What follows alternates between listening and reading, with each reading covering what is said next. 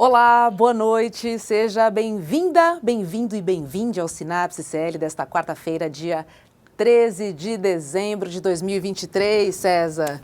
Uma ótima noite para você. Boa noite, Hobbs, boa noite para nossa comunidade linda, é isso aí, vamos lá.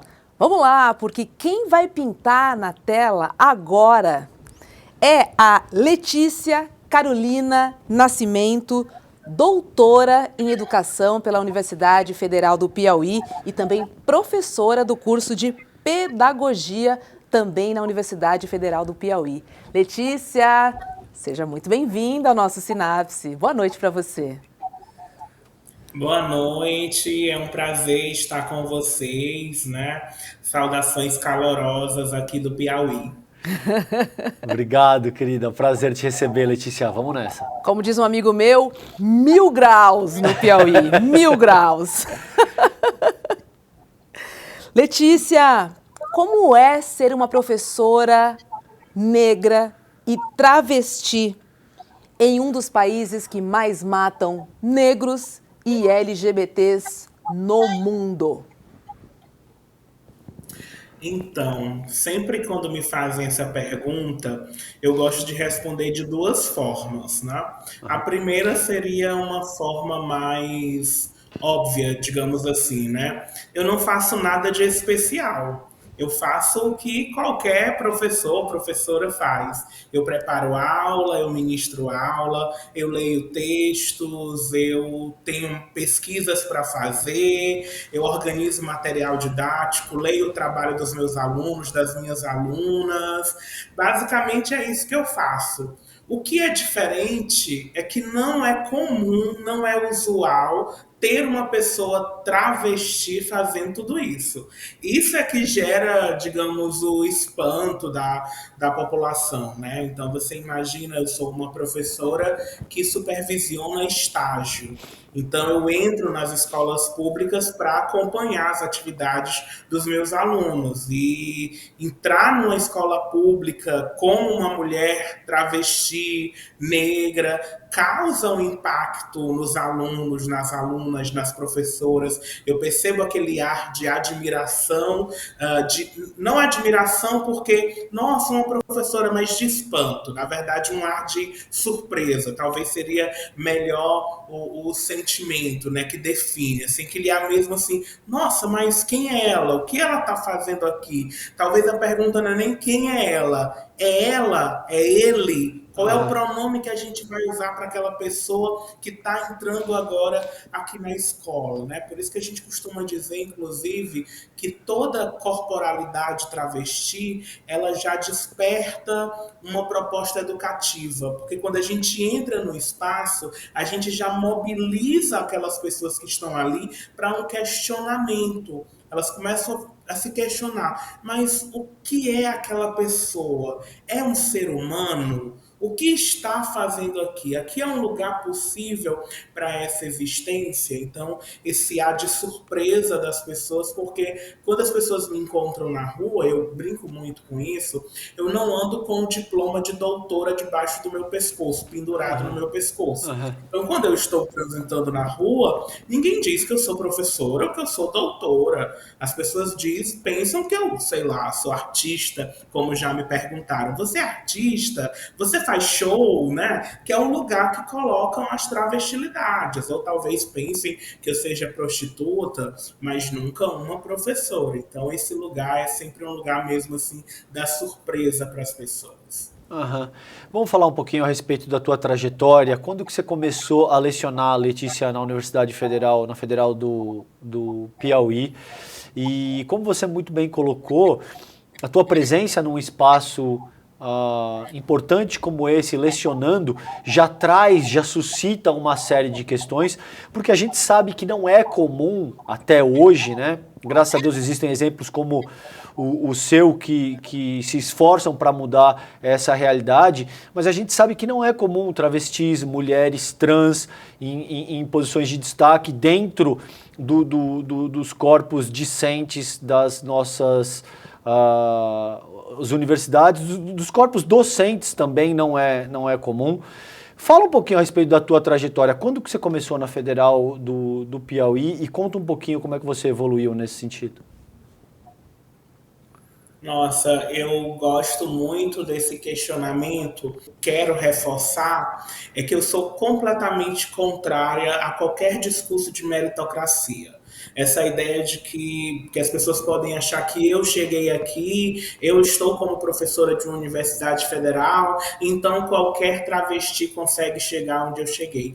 Infelizmente, a maior parte das travestis não vai conseguir chegar até aqui, não vai conseguir chegar até uma graduação, não vai conseguir chegar até uma pós-graduação, e não porque essas pessoas não tenham condições para estar nesses espaços. Acontece é que elas são interrompidas antes de chegar na porta de entrada. Então, para que uma travesti chegue a ser professora do ensino superior, primeiro ela precisa concluir a educação básica. Porque quando você conclui a educação básica, o ensino médio, é que você pode adentrar uma universidade. E a maior parte das travestis, das pessoas trans no nosso país, sequer conclui o ensino médio. Então não dá para a gente esperar que mais pessoas trans cheguem no ensino superior, seja como alunas, alunos, seja como professoras, professores, se a gente não está conseguindo resolver esses problemas na educação básica, né? E aí vem o meu diferencial, porque a questão é essa. Se nem todas conseguem chegar até onde você chegou, por que você chegou? Aham. O primeiro motivo que fez com que eu chegasse até aqui foi o apoio da minha família. Eu tive uma família que me acolheu, que me apoiou. Eu não me assumi enquanto uma travesti, nem na infância e nem na adolescência. Isso aconteceu na fase adulta. Mas já na adolescência, eu era uma criança. Na infância e na adolescência, eu sempre fui afeminada, sempre diziam que eu era gay, né? E aí outros nomes extremamente pejorativos. Aham. E quando eu tinha ali 17 anos, eu falei com a minha mãe e disse: olha, mãe, eu sou gay. Naquele momento era o que eu entendia que eu era. Depois eu percebi que não era apenas uma questão de orientação sexual, era uma questão de identidade de gênero. Mas nesse primeiro momento, eu assumi a identidade como um jovem gay e ali fiz minha graduação e minha mãe me acolheu. Minha mãe disse: eu continuo lhe amando, e me oportunizou ter uma graduação tranquila, depois ir para o mestrado, porque durante o meu mestrado eu tive o apoio da minha família, e aí depois do meu mestrado foi que eu me assumi para minha família e resolvi dizer: olha, eu não sou gay, na verdade eu sou uma mulher travesti. Eu me percebo enquanto uma mulher. E a minha família continua me acolhendo. Então, esse acolhimento da família, ele é fundamental. Ele faz a diferença na trajetória de travestis, de mulheres transexuais. E essa singularidade, com certeza, me ajudou a chegar até aqui. E Letícia, Bell Hooks diz que tornar-se sujeito, né, envolve a transição do silenciamento à fala. Eu trago Bell Hooks aqui porque eu queria entender com você sobre o movimento transfeminista, né? Queria entender como é que ele está organizado, por que ele é importante e quais avanços que a gente pode dividir com a nossa audiência até aqui. Aham. É fantástica a sua pergunta, porque de fato o transfeminismo ele surge como uma possibilidade de erguermos as nossas vozes enquanto travestis, enquanto mulheres trans, enquanto pessoas de um gênero em parte feminino, porque a comunidade trans ela tem uma parte que são as pessoas trans das mulheridades, né, transfemininas, travestis, mulheres transexuais e homens trans, transmasculinos, mas não importa se você é um homem trans, se você é uma mulher trans, você vive ali um conflito com essa ideia normativa de gênero, de que supostamente o nosso genital ele determinaria a nossa identidade, né? Significa dizer, se você tem um pênis entre as pernas, você é um menino, e se você tem uma vagina, você é uma menina. Como se todos os comportamentos, as questões culturais associadas a meninos e a meninas fossem questões naturais. É isso que o transfeminismo diz. Ele dá uma compreensão mais profunda de gênero. Em que sentido? A categoria de gênero, como pensada por outras feministas, já dizia que gênero é uma questão cultural, mas não se superou a questão do genital. Criou uma cisão, uma diferenciação. O sexo é biológico, o gênero é cultural. Ora, o que é biológico? Quando nós somos seres culturais, o que de fato é a biologia, se não uma interpretação de fenômenos? Logo, o sexo também é uma interpretação cultural, porque não tem como eu associar, por exemplo, uma rigidez a um órgão sexual, porque o que é? É um hormônio? É uma configuração genética? Existe um gene da delicadeza para as meninas e um gene da brutalidade para os homens? Não existe essa configuração genética. Os nossos genitais não determinam os nossos lugares sociais, ou pelo menos não deveriam. Porque a gente sabe que existe aí uma formação forte que vai colocar a mulher, quando tem uma vagina, numa situação de vulnerabilidade. Mas isso não é algo natural ao órgão sexual. É uma construção cultural. Então, eu diria, para resumir, de certo modo, o transfeminismo é o feminismo pensado a partir da realidade de pessoas trans, que busca rediscutir a categoria de gênero de modo a compreendê-la numa perspectiva cultural. Absolutamente fantástica a tua fala, que bom conversar com uma mulher tão esclarecida, tão culta, absolutamente incrível a tua... E que fala fácil, né? É. Que fala fácil pra gente entender. Ademais, a tua eloquência é típica de uma educadora, de uma professora, absolutamente incrível a tua intervenção. E a Hobbs colocou aqui no roteiro, eu achei muito pertinente, a questão de como é que fica a luta das mulheres trans, travestis, dentro do próprio movimento feminista. Gostaria de ouvir um pouquinho disso de ti, Letícia, porque a gente sabe que o feminismo é um movimento que preconiza emancipação, mas a gente sabe que dentro do próprio feminismo também existe muita resistência considerando mulheres travestis, mulheres trans. Fala um pouquinho a respeito disso pra gente, por favor, querido.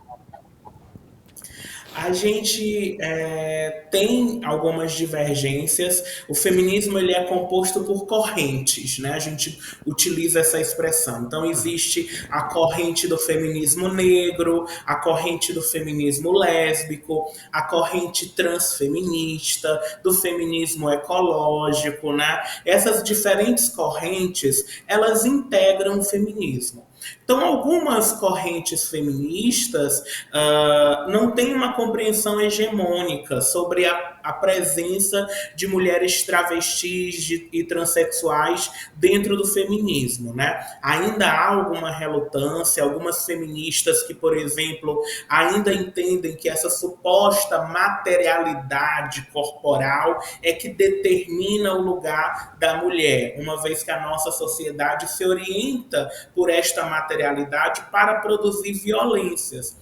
O que é verdade, mas a gente deve entender, inclusive, que essa violência patriarcal, essa violência machista, ela não se dirige apenas às mulheres cisgêneras, às mulheres com vagina. Ela também se dirige, inclusive, não só a travestis, a transexuais, mas se dirigem a homens, inclusive, a homens que não podem, homens cisgêneros e heterossexuais, que não podem ter a possibilidade de serem sensíveis, de serem criativos, a gays, a homens gays e bissexuais, né? O quanto o tempo todo a bissexualidade de homens é questionada, porque se um homem bissexual, na verdade, ele é um gay que não tem coragem de se assumir. Isso é uma violência machista, né? A violência, ela atinge as nossas corporalidades de diferentes modos. E aí a gente entende que existem sujeitas que são sujeitas do feminismo, porque homens podem sofrer com a violência de gênero, mas eles não se constituem enquanto sujeitos da luta feminista, embora a luta feminista também beneficie os homens. Mas eles não são sujeitos políticos do movimento feminista. Nós, enquanto travestis e transexuais, reivindicamos lugar não apenas nesse espaço por sofrermos as violências patriarcais e machistas, mas lugar de sujeitas políticas dentro do movimento. Porque existe uma conexão muito forte entre as violências que nós sofremos e as violências que as mulheres cisgêneras sofrem. Por exemplo, a erotização das nossas corporalidades. É muito perceptível quanto o lugar de uma travesti só pode ser o lugar de um sexo fácil. Isso nos aproxima, inclusive, da análise que é feita dentro do feminismo negro, porque são mulheres negras e mulheres trans e travestis que estão colocadas nesse lugar de objeto sexual. Né? Diferentemente de mulheres brancas, porque homens podem casar com mulheres brancas, mas casar com uma mulher negra, casar com uma travesti, quantos homens são casados com travesti? E se a gente for pegando aproximações como essa, como tantas outras que a gente consegue fazer, a gente vai perceber que as experiências de travestis e transexuais se aproximam das demais violências, das demais questões conceituais que estão dentro do campo feminista, porque a nossa categoria central de análise é a identidade de gênero. Porque quando a gente fala do movimento LGBT, em especial de gays e lésbicas, é uma questão de orientação sexual. É com quem eu desejo me relacionar.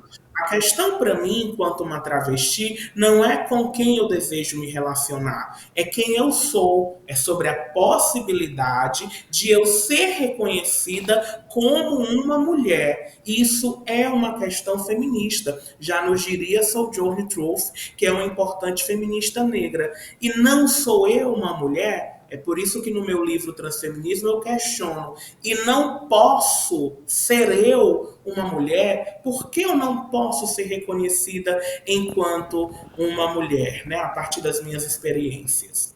Que bacana o que você trouxe, Letícia. Eu trabalhei algum tempo na Netflix e lá existe um grupo de afinidade de pessoas pretas chamado Black Cat. No grupo existiu uma menina trans, a Lua, muito querida. E chamou muita atenção um dia, numa reunião nossa, que ela falou: eu não me sinto acolhida pelo movimento preto enquanto trans. Ela me levou a várias reflexões, Letícia. Eu queria dividir com você essa reflexão e entender com você se existe realmente, se você também sente essa falta de acolhimento enquanto uma mulher preta, enquanto movimento político, enquanto movimento social. Uhum.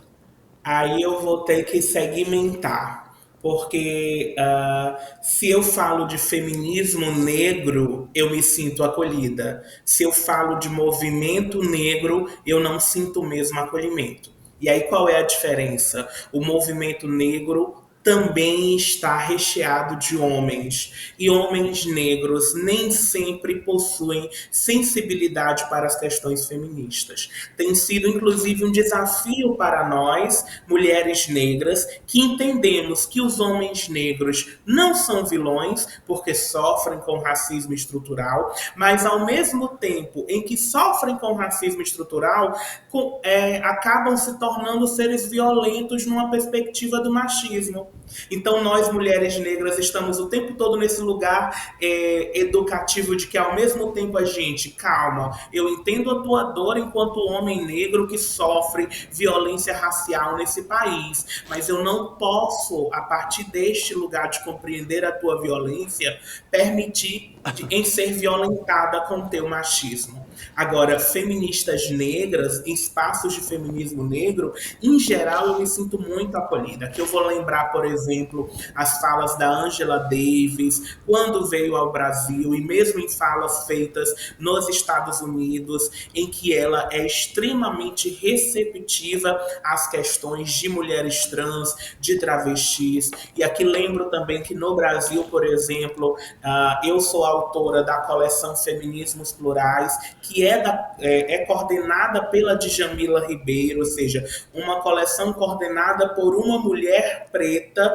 que publica autores pretos, homens e mulheres. Tem um livro nesta coleção que se chama Transfeminismo, escrito por uma mulher travesti negra, preta. Então, isso é um processo de reconhecimento, de celebração. E eu tenho inúmeras companheiras que são mulheres negras, que eu tenho segurança de andar lado a lado. Mas, de fato, o movimento negro, de modo geral, ainda precisa aprender muito com mulheres negras, com travestis negras, e nós temos que fazer esse debate com muita responsabilidade, porque nós não podemos nos esquecer jamais que os homens negros sofrem inúmeras violências. Então, a nossa denúncia não é para colocar eles no lugar de isso reforça um estereótipo racista de que homens negros são violentos. Isso é racismo. Então, nós precisamos entender as condições estruturais que colocaram o homem negro como um ser que infelizmente reproduz o machismo na nossa sociedade. E aí nós temos uma prática, historicamente, mulheres negras têm sido uma prática educativa em relação a homens negros. Por mais que a gente entenda, enquanto feministas, que não é nossa responsabilidade educar todo mundo, em especial os homens, o tempo todo. Mas a gente também tem que fazer a nossa parte, porque se a gente agora disser que não vai mais educar os homens, a gente nunca vai avançar enquanto feminismo, né? Então a gente tem que fazer o nosso papel também enquanto educadoras feministas, como a Bell Hooks também nos ensina, né? Nosso papel fundamental, educar de maneira feminista. Perfeito. E aí eu quero tocar num tema que você já tangenciou anteriormente, mas eu acho que vale a pena explorar com profundidade, porque eu sinto que, de alguma maneira, esse é o cerne desse debate. Por que é importante quando você salienta que o desenvolvimento humano ele é histórico e cultural? O termo que você usou foi cultural.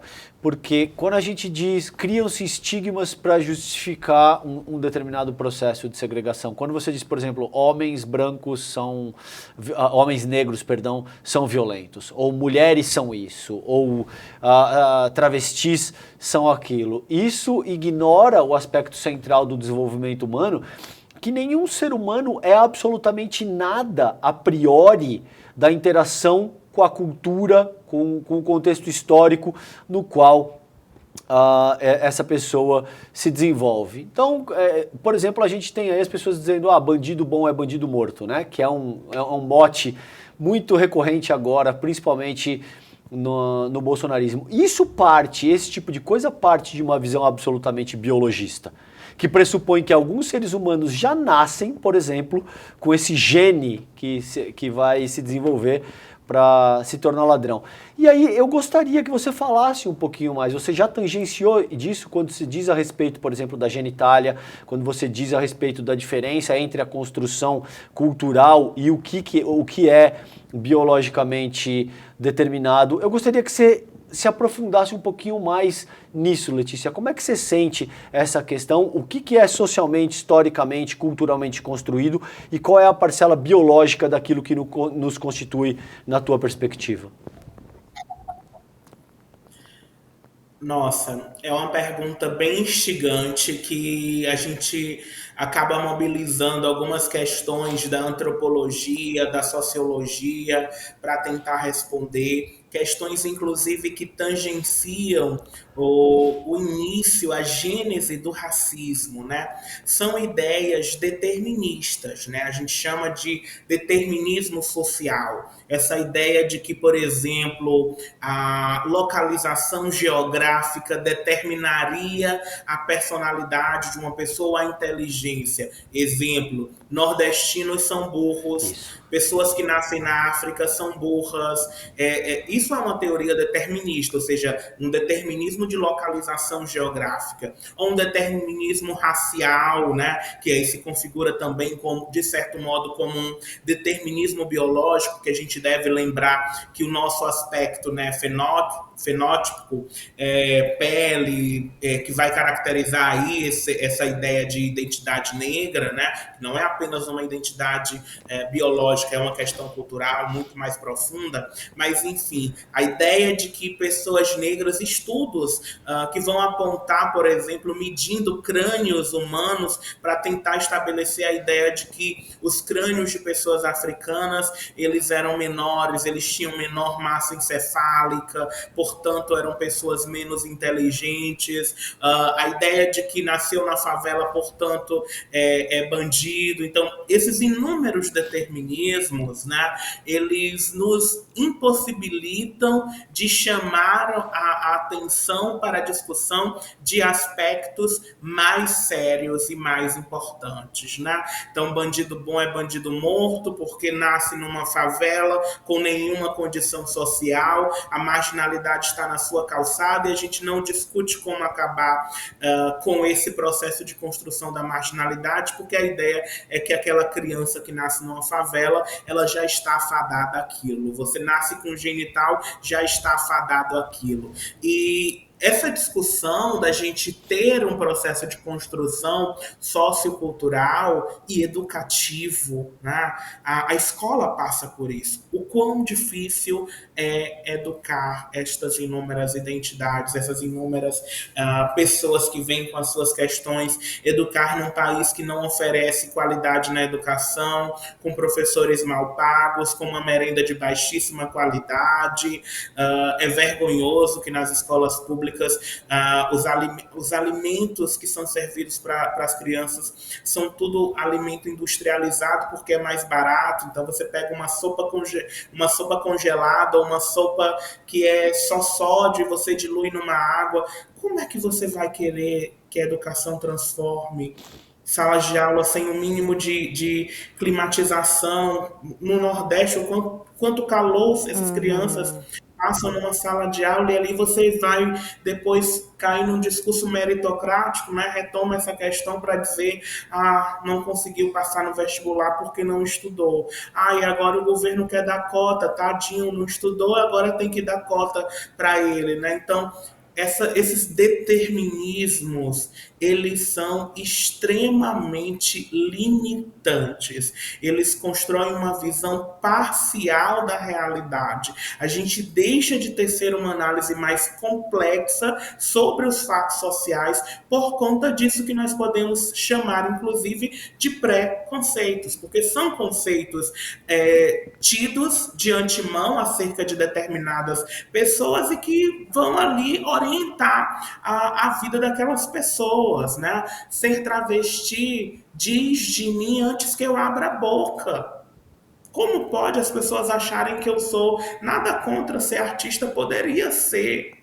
Mas por que eu tenho que trabalhar com a arte, né? E aquele estigma, né, da comunidade LGBT. Povo animado, povo alegre, né? Ou seja, povo que faz arte, né? Eu não sei fazer arte, eu sou professora, eu sei ensinar. É isso que eu aprendi a fazer numa universidade, porque eu também não nasci professora. Eu não tenho dom de ensinar. Eu aprendi técnicas para ensinar. Isso eu aprendi no curso universitário, né? Então, são esses estereótipos, né? Esses estigmas, eles são extremamente limitantes. E o quão difícil é quebrá-los, porque, infelizmente, a gente tem uma carência, inclusive, de uma programação como esta, que possibilite uma formação crítico-reflexiva, né? A gente tem aí um autor brasileiro, Paulo Freire, que defende essa educação crítica, uma formação política, e é um autor que é menosprezado constantemente por setores políticos no Brasil, né? Um autor que é consagrado em outros países, que defende essa concepção crítica de educação que nós precisamos ter. A educação é uma formação política e eu acredito que a educação ela tem como uma contribuição fundamental, desde que a gente tenha estrutura para romper com esses inúmeros determinismos que dizem de nós sem que a gente precise dizer qualquer coisa. E, Letícia, aproveitar que a gente está falando sobre educação, eu queria entender com você de que maneira, né, a diversidade de corpos e a pluralidade impactam nas abordagens pedagógicas. Então, assim, na prática, né, por que a pluralidade é tão importante no ensino? Olha, eu vou dar um exemplo prático. Uma vez eu estava supervisionando meus alunos num programa de universidade, né? Não eram aulas regulares, era um programa de licenciatura, né? No período de férias para alunos da zona rural, né? E aí eu era supervisora desses alunos e tinha que visitá-los na escola, né? Onde eles desenvolviam as atividades. E aí eu cheguei numa escola aqui no interior do Piauí, cheguei com os cabelos cacheados, soltos, né? E assim que eu entrei numa sala de aula, um determinado aluno que estava no final da sala se levantou e gritou: "Olha, ela tem o cabelo igual ao meu." Aquela criança se reconheceu Sim. no meu cabelo. Sim. E aquilo instantaneamente me deu assim um flash. Eu pensei, quantas vezes essa criança já foi ridicularizada pelo cabelo dela? E quão importante é para ela agora receber uma professora, portanto, uma figura de autoridade, que tem o cabelo igual ao dela. Então ela se sentiu representada com aquela pessoa que também tinha um cabelo cacheado. Nós, enquanto travestis professoras, eu já perdi a conta de quantas mensagens eu já recebi no meu Instagram dizendo: "Profa, você é inspiração. Profa, eu quero ser professora também. Profa, eu quero passar no mestrado para dar aula na universidade. Eu sei que eu vou conseguir como você conseguiu." As pessoas educar, a gente fala muito, o Paulo Freire fala isso, da educação pelo exemplo, né? Ou seja, ter pessoas negras na educação, na mídia, no cinema, nas plataformas digitais, tudo isso desencadeia um processo educativo, né? Como é que você vai ter um marketing, uma propaganda que não seja racista se pessoas negras não estão inseridas nesses espaços? Por que será que até tão pouco tempo as propagandas eram racistas, eram machistas? Porque eram apenas homens brancos, héteros, que faziam a propaganda. Eram esses homens que faziam a programação de um canal de televisão, que fazem até hoje as leis desse país. Então, quando a gente abre para essas possibilidades, nós estamos inserindo outras discussões. Porque quando eu chego num curso de pedagogia, as discussões sobre raça, sobre gênero, elas se adensam. Porque agora tem uma professora que é referência nesse assunto. Agora os alunos e alunas podem ter alguém que oriente pesquisas sobre essas questões. Então isso acaba sendo também uma revolução dentro desta universidade. Eu nunca me esqueço quando eu cheguei aqui, uma aluna lésbica que já se formou, inclusive foi minha orientanda de TCC e defendeu o TCC recentemente. O primeiro dia que eu cheguei nessa universidade, ela veio me abraçar e dizer: "Eu estou muito feliz que você está aqui. Você nos representa." E isso isso aconteceu o dia todo, outros alunos, e eu percebi, eles não precisavam dizer, mas o Aham. jeito deles me dizia, eu acho que ele é gay, eu acho que ela é lésbica. Depois eu fui conhecendo, né? Depois eles foram se apresentando e dizendo, oi, professor, inclusive o outro também que fez esse gesto de me abraçar, me agradecer, hoje é meu orientando também, né? Ou seja, de fato isso vai marcando essas pessoas, a subjetividade dessas pessoas, elas se sentem representadas. Aham. Os sonhos delas são encorajados, eles passam a ter uma possibilidade efetiva de construção, né? O quanto é importante, para além de qualquer querela política, saber que nós já tivemos uma presidenta, porque isso significa dizer que nós mulheres podemos chegar lá, que nós travestis podemos ser uma deputada federal, porque a Erika Hilton é uma deputada federal e nós também podemos ocupar aquele espaço. É por isso que a gente entende a importância de termos pessoas negras no Supremo Tribunal Federal, em qualquer espaço. Essa representatividade, ela nunca é vazia. Apesar da gente, infelizmente, ter alguns colegas negros da comunidade LGBT que não têm um senso crítico que é fundamental para ocupar esses lugares de representação. Né? É importante que essas pessoas elas tenham um diálogo com o movimento negro, com o movimento LGBT, com o movimento feminista, mas nós precisamos ampliar essa representatividade porque isso passa uma mensagem extremamente encorajadora para as futuras gerações, além de produzir mudanças nessas instituições que passam a se comportar de um outro modo. Só para concluir esse tópico com mais esse exemplo, inúmeras instituições, antes de pessoas trans chegarem, tinham legislações de nome social, mas só foi efetivado quando a primeira pessoa trans chegou dentro dessa universidade. O que acontecia? As universidades tinham a legislação de respeito de nome social e não sabiam o que fazer quando a pessoa trans chegava lá para pedir, porque nunca tinha sido feito.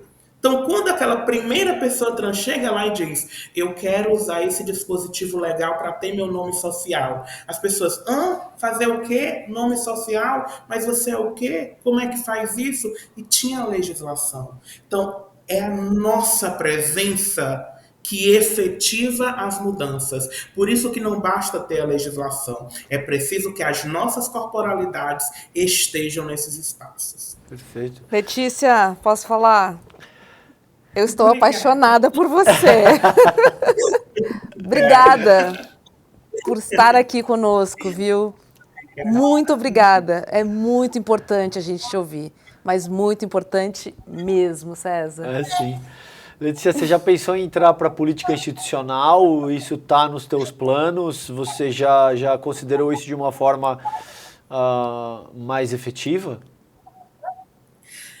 Olha, eu já pensei, já fui convidada, Sei. mas por enquanto eu tenho uma vida ainda de escritora, né, de palestrante, e eu acho que não é tão conciliável nesse primeiro momento.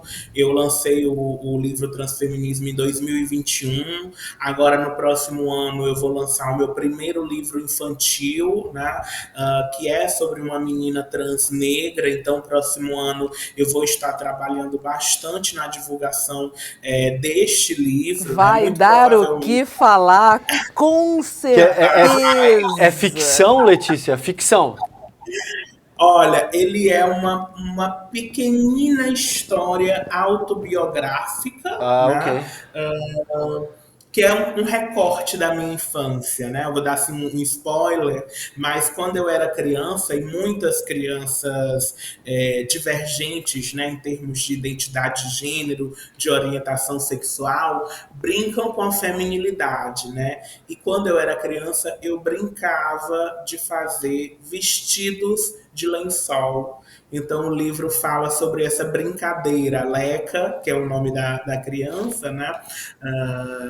é uma criança que brinca de fazer vestido de lençol, e nesse brincar dela o mundo de fadas, né, acontece, e os vestidos ganham vida. Então é uma história autobiográfica, e que tem uma conexão com outras pessoas, porque nas conversas que eu tenho tido com outras meninas trans e até mesmo meninos gays, eles também relatam que faziam essa brincadeira, né? Vestido de lençol, cabelo de toalha, a gente fazia muito. Então são brincadeiras que a gente tinha e o livro infantil vai abordar. E a gente sabe que, infelizmente, né, a pauta das infâncias trans é uma pauta muito polêmica, né? Que o tempo todo vem a mídia social, e são crianças que existem, nós não podemos negligenciar esse debate. Eu fui uma criança trans, eu fui uma criança que não me encaixava nessas regras de gênero. É por isso que a gente pode falar com muita convicção: existem sim crianças trans, porque eu fui essa criança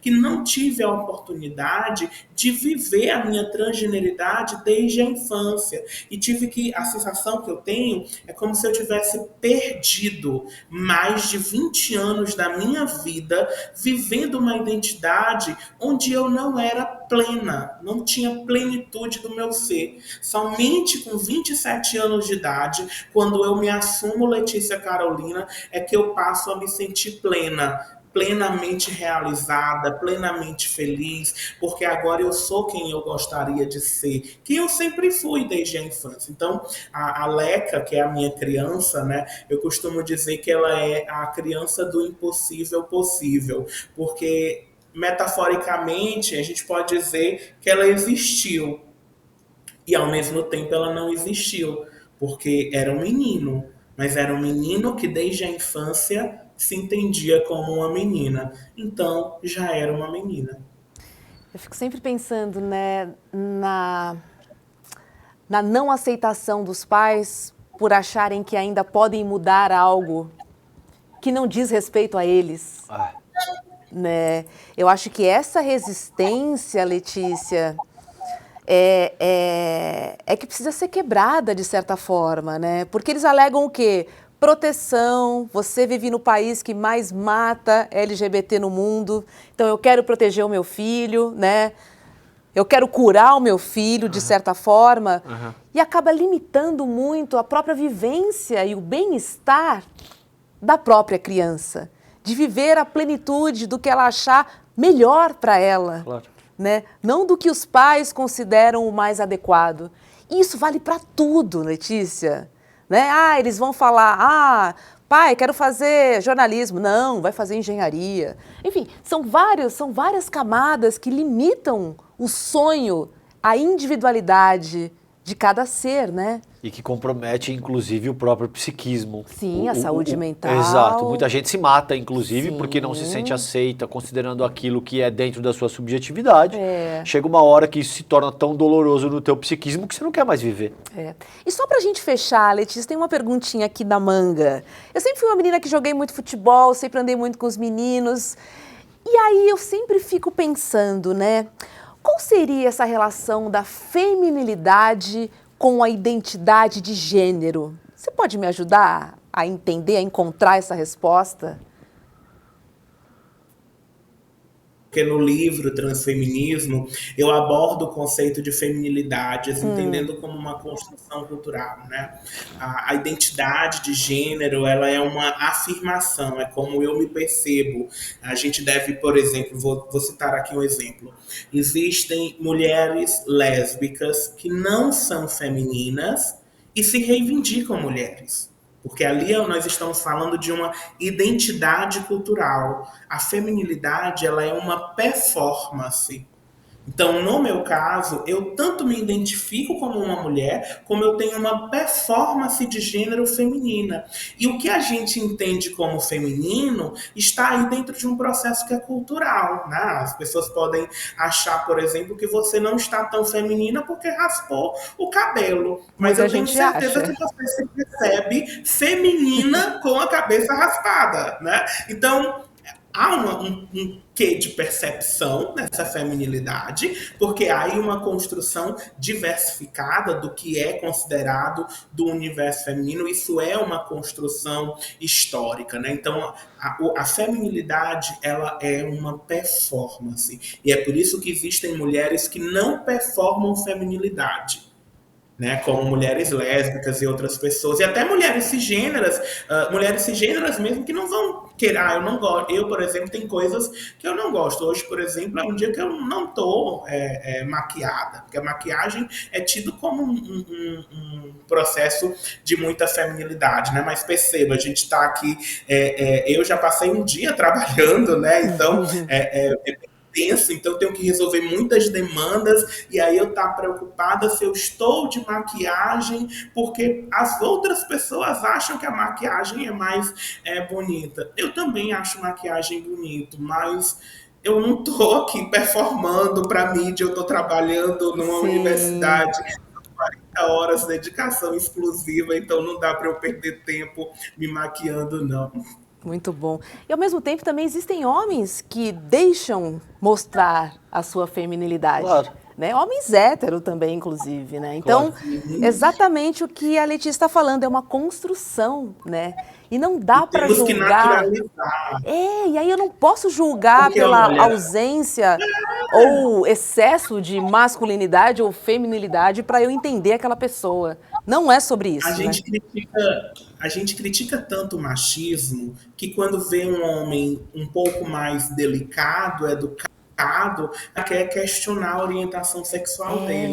Eu sempre tenho Exatamente. falado isso. Nós devemos naturalizar a existência de homens heterossexuais educados, delicados, até porque eles podem ser bissexuais também. A gente não pode ficar questionando a orientação sexual das pessoas. Então, hoje em dia, eu prefiro me relacionar com homens delicados a homens machistas. Se ele é bi, se ele é hétero, isso para mim não importa. Eu só não quero que ele seja um homem machista, um homem turrão, um homem violento. Eu prefiro muito mais que ele seja um homem delicado, que ouça Gal Costa, que goste de poesia, do que outro tipo de masculinidade extremamente tóxica. Te apresento César Calejon, Letícia. Olha só. Gosto de Gal. Bom, quem não gosta de Gal, bom sujeito não é. Já. Começa daí. Gosto de poesia. Mas eu também acho que no meu caso, para encerrar, eu não tive a presença da figura paterna com a masculinidade tóxica que era tão comum na geração passada.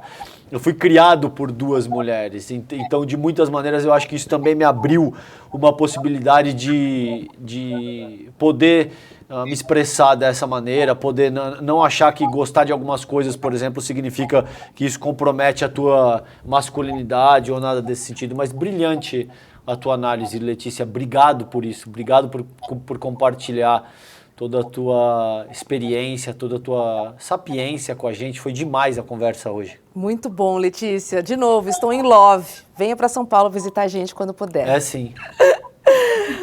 Um beijo para você, querida. Boas aulas. E muito calor aí no Piauí. Beijo grande, Letícia. Beijo. Obrigado, querida. Que bacana conhecer a Letícia. Espero que vocês também tenham curtido.